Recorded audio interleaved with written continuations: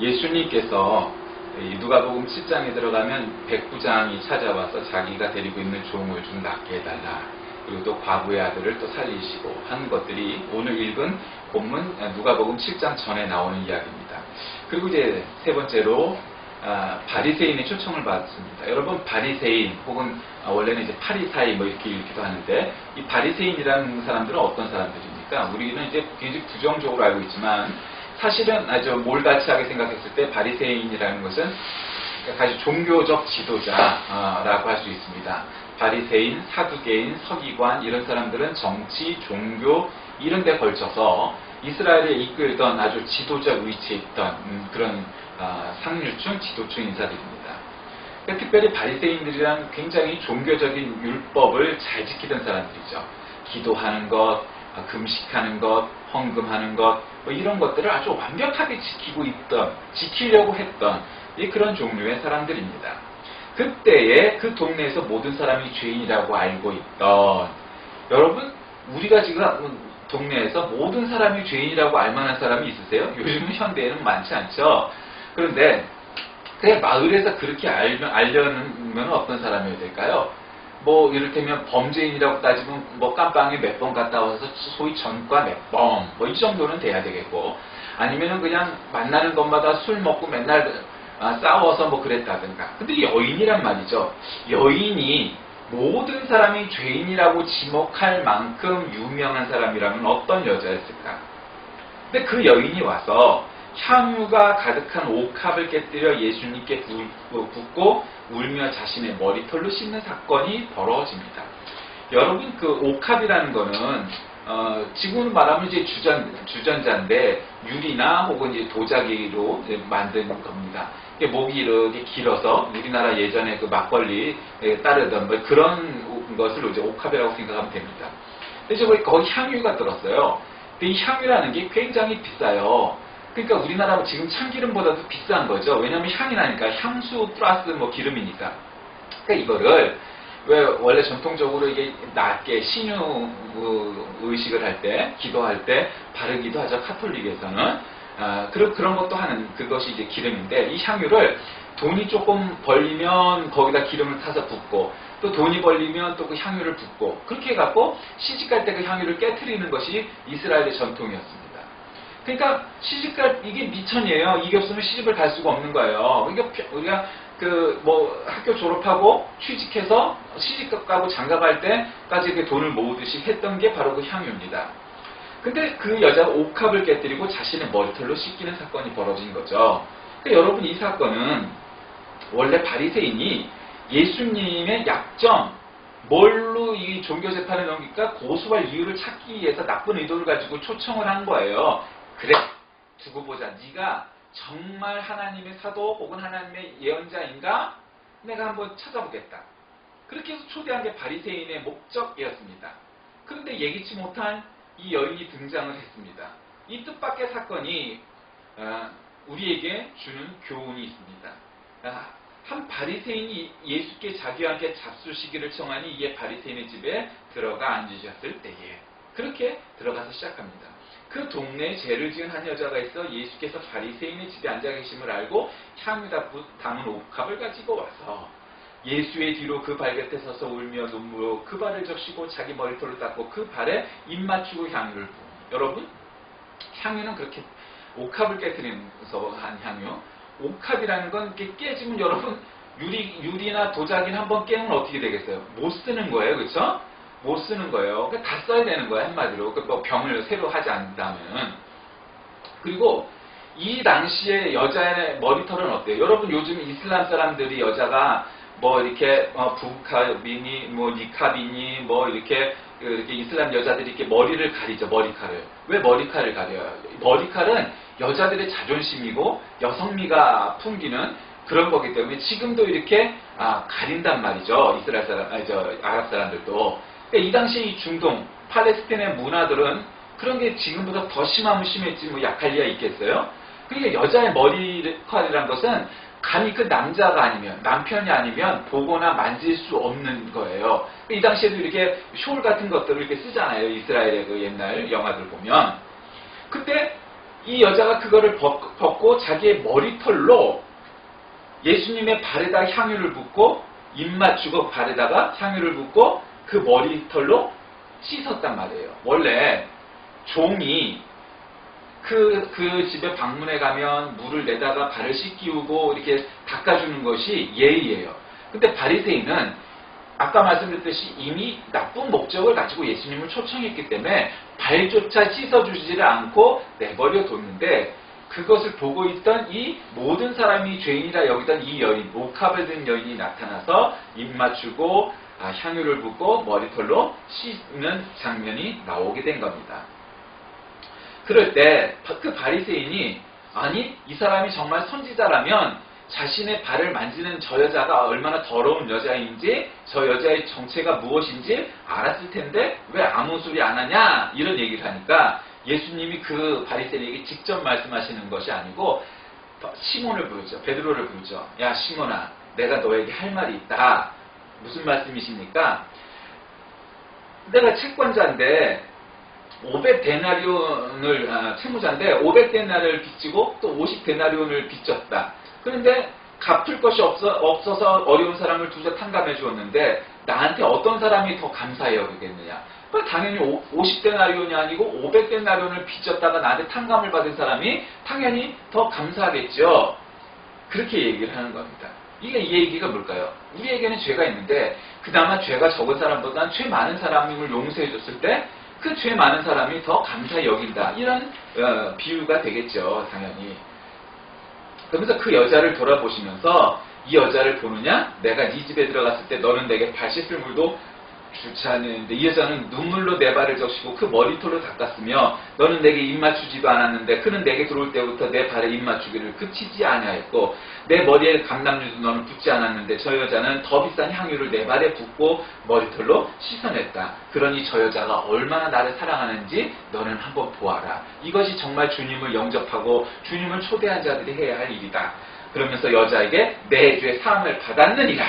그러면서 내 믿음이 너를 구원하였으니 평안히 가라. 이렇게 말씀하시는 대목이 오늘 사건의 내용입니다. 자, 우리는 이 누가복음의 7장 사건을 보면서 이 옥합을 깬 여인의 사건을 통해서 무엇을 알 수 있습니까? 자, 첫 번째로 한 바리새인이 그리스도를 정중하게 대접하였는데 그것은 참된 대접은 아니었습니다. 그러나 한 불쌍한 죄인인 옥합을 든 여인은 예수님께 진정한 경의와 감사로 환영으로 예수님을 맞이하였습니다.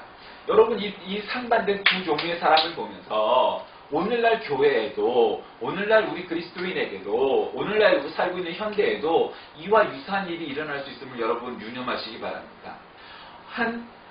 노숙자 같은 사람이 교회에 찾아오고 나에게 찾아왔는데, 당신은 더러우니 교회에 들어오지 마세요. 우리 성전은 깨끗한 곳이니 당신 같은 사람이 들어올 때가 아닙니다. 혹 우리는 그런 교회, 그런 그리스도인은 아닌지, 아니면 정말 주님이 허름한 옷을 입고 오셨는데 주님을 알아보지도 못하고 주님을 내쫓아버리는 그런 교회, 그런 그리스도인은 아닌지 우리가 한번 생각해 봐야 될 겁니다. 그런데 그리스도께서 이 불쌍한 여인의 그 경의를 경의를 표하자 그리스도인들은 오히려 화를 냅니다. 그러자 그리스도는 그 여인이 자기에게 행한 일과 자신이 그 일을 받아들였던 것이 정당하다고 이제 가르치시는 그런 대목이 나오죠. 그러면서 우리에게 가르쳐 주십니다. 자, 예수를 고소할 이유를 찾기 위해서 주님을 초대했던 바리새인들이 이 여인을 보고 화가 났을 겁니다. 그리고 이것이 나중에 결국 예수님을 고소하는데 중요한 한 사건으로 분명히 쓰였을 겁니다. 왜? 이 죄 많은 여인이라는 것은 결국 어떤 여인이었겠습니까? 이 여자는 참기였을 확률이 많겠죠. 이 여자는 시집을 한두 번 간 것도 아니고, 남자를 한 남자, 두 남자도 아니고, 아주 그냥 내놓고 그냥 그렇게 평생을 살았던 사람일 겁니다. 그래서 사람들이 저 여자는 정결한 여인이야, 저 여자는 참 정숙한 부인이야, 그런 소리를 평생 들어보지도 못한 소위 밑바닥 인생을 살아왔던 그런 사람입니다. 제가 아는 그 선배 목사님이 있는데, 그 목사님이 그 서울 유흥가 근처에 있는 교회에 있었습니다. 그런데 그 유흥가 근처에 있다 보니까 이런 유흥가에서 일하는 여인들이, 그 자매들이 많이 와서 신앙생활을 한다는 겁니다. 근데 이제 신방도 하고 뭐 이러면은 그 직업을 써야 되는데 예, 뭐 직업을 뭐라고 써야겠어요? 뭐 호스티스 뭐 예를 들면 뭐 그렇게 쓸 수가 없잖아요. 그냥 직장녀 뭐 이렇게 썼다고 뭐 그랬다고 하는 얘기를 들었어요. 그러니까 뭐 별로 이렇게 쓸 만한 말이 마땅치가 않은 거죠. 뭐 서비스업 뭐 이런 식으로 써야만 했을 겁니다. 그런데 이 여인은 사람들이 경멸하는 죄인입니다. 오늘날 우리가 생각해도 뭐 그런 직종에 있는 사람들이 뭐 좋은 직업이야 이러진 않겠지만 우리는 세속사회에서 사는데도 그런데 지금 이 2000년 전에 예수님 살아 당시에 이 팔레스틴은 말할 수 없이 그거는 당연히 문제거리가 되기에 충분한 사람들의 경멸 침을 뱉고 심지어는 돌을 던질 만한 그러한 여인이었던 겁니다. 그런데 바리새인은 사람들의 존경을 받는 지도층 인사였습니다. 객관적으로 보면 바리새인들은 사람들의 존경을 받고 칭찬을 받을 만한 사람이고 여인은 그 반대쪽에 서 있던 사람입니다. 그런데 예수님은 바리새인과 이 여인을 그런 사회적 지위 혹은 사람들의 편견 속에서 바라보지 않고 그들의 중심을 보셨습니다. 여인이 믿음으로 주님 앞에 나아가자 그녀를 반가이 맞으시고 칭찬해 주시고 그리고 네 믿음이 너의 죄를 사하였으니 너는 평안히 가라 말씀하시죠. 마치 베데스다 연못가에서 이 물이 동하면 빨리 들어가야 나는다고 했는데 들어가지도 못하고 있는 이 죄인을 이 환자를 용서해 주시고 그를 나아서 그가 벌떡 일어나 자신의 침상을 들고 가게 하였던 사건과 유사한 결말입니다. 자신의 신앙을 행동으로 고백하였던 이 옥합을 깬 여인이 있었기에 주님께서는 그 믿음을 도와주셨던 겁니다. 여러분 어쩌면 우리가 교회에서 목사, 장로, 권사, 집사, 교사 여러 가지 직분을 가지고 나는 몇십 년을 봉사했네, 나는 모태신앙이네, 나는 뭐 어쩌네 하면서 자랑스레 신앙생활을 할 수 있습니다. 어느 정도는 그런 자부심도 필요할 겁니다. 그런데 마치 우리는 바리새인처럼 그런 외식된 것에만 매몰되어서 진심은 사라져버리고 주님을 초청하고 아니 이웃을 초청하고 아니 선한 일을 행하면서도 진심을 담지 아니하고 외식되이 그래 한번 두고 보자.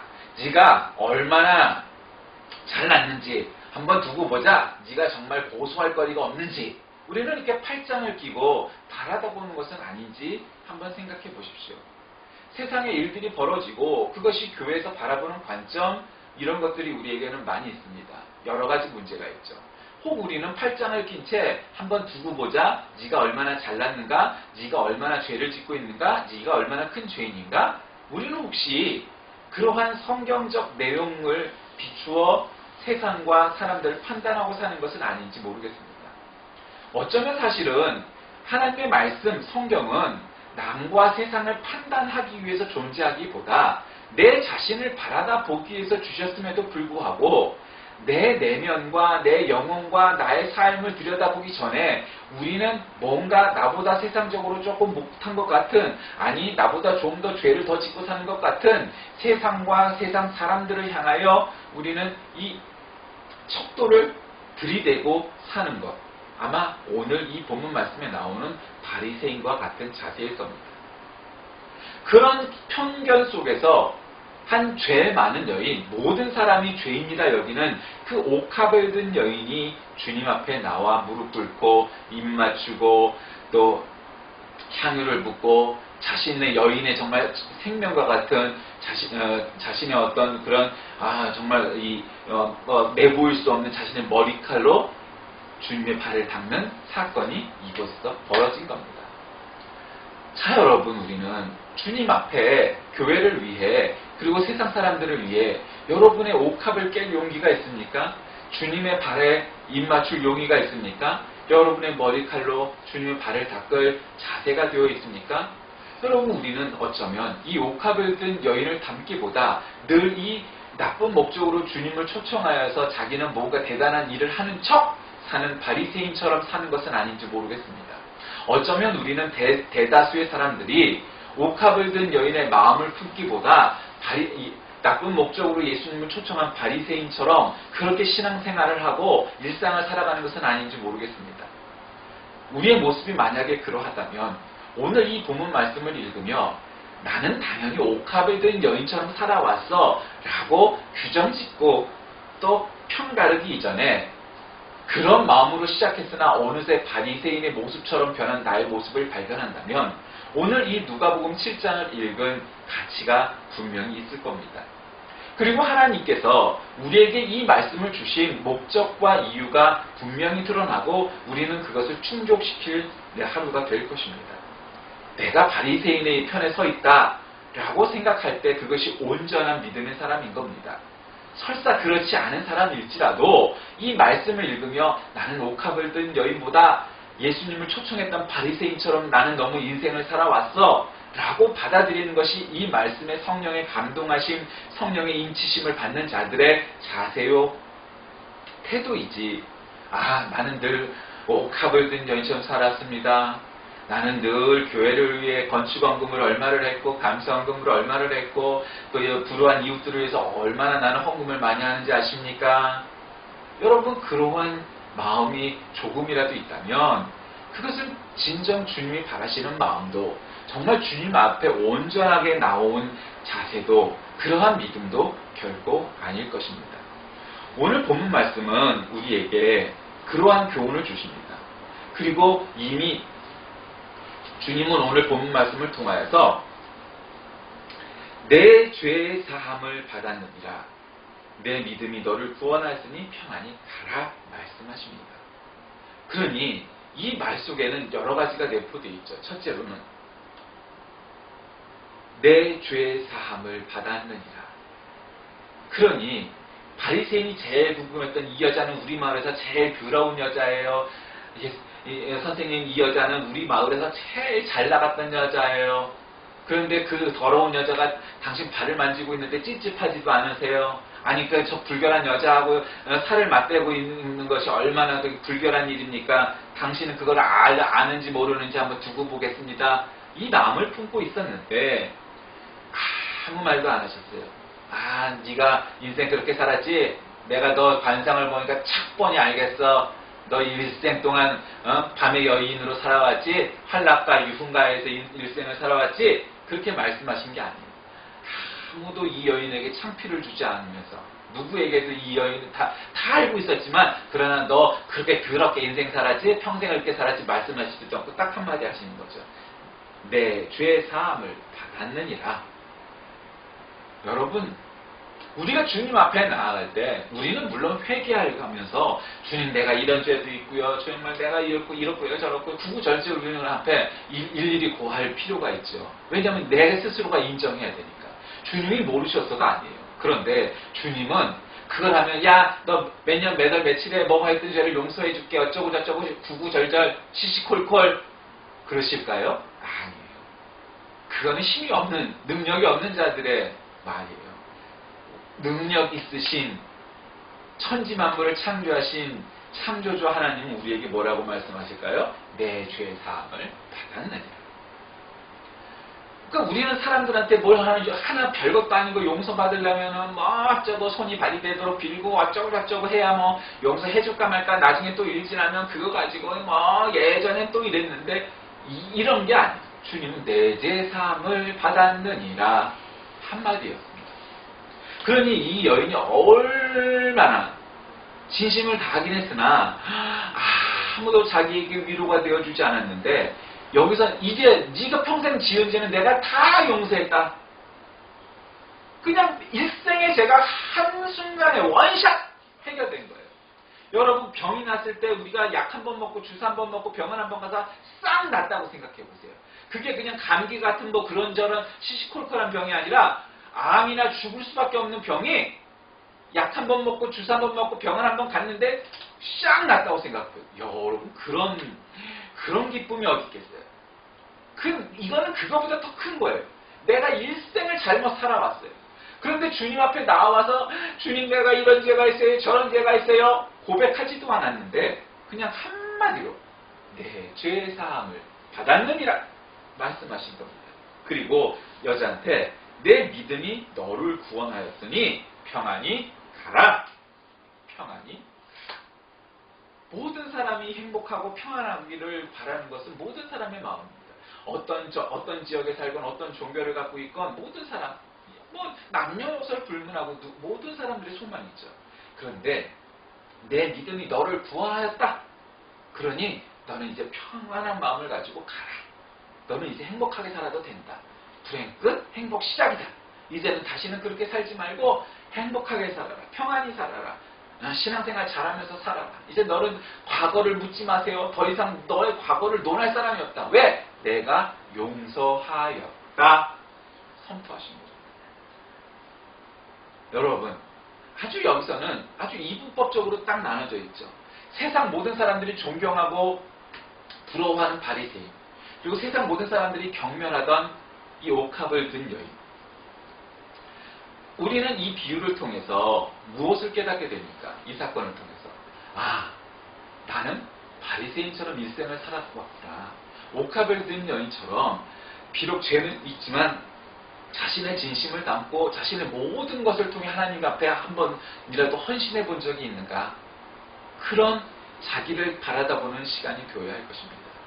그럴 때 옥합을 든 여인과 같이 주님 앞에 헌신하고 회개하고 주님을 섬기고 예배할 때에 내 죄 사함을 받았다. 내 믿음이 너를 구원하였다. 그러니 평안히 가라. 말씀하시는 주님의 위로, 주님의 용서, 주님의 축복을 얻을 수 있을 겁니다. 사랑하는 교회 여러분, 여러분은 어떠십니까? 늘 바리새인의 입장에서 살아가고 신앙생활을 하는 것은 아니지.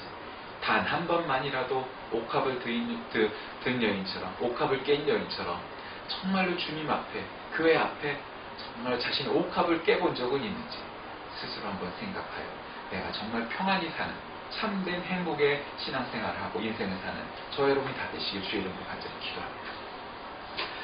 살아계신 하나님, 옥합을 든 여인이 세상적으로는 참 비난을 받던 사람이었지만 주님 앞에 참된 믿음으로 나아오니 주님께서 그를 용서하시고 내 믿음이 너를 구원하였으니 평안히 가라 말씀하셨습니다.